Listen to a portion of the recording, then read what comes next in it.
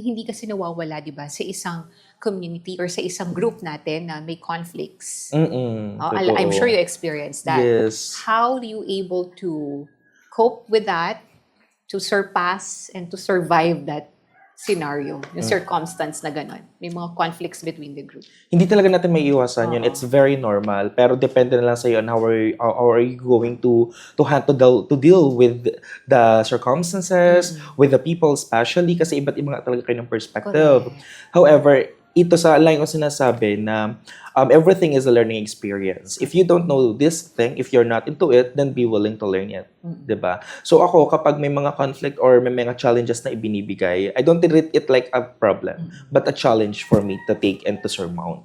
Parang lagi pag may communication barrier or may mga conflict pagdating sa pakikipag-usap, misinterpretation, miscommunication, I do talk personally sa tao. Importante. Especially sa mga followers, sa mga co-leaders ko para maayos. At may tinatawag ako palagi na parang assessment, feedback, right? Before or after the activities or the events or yung ginagawa para malaman natin may mga discrepancies ba. Ngayon kapag may pagkakamali naman sa situation, it's okay, let it be. Kasi sinasabi ko sa kanila, let's treat it like the situation is the one who is failure.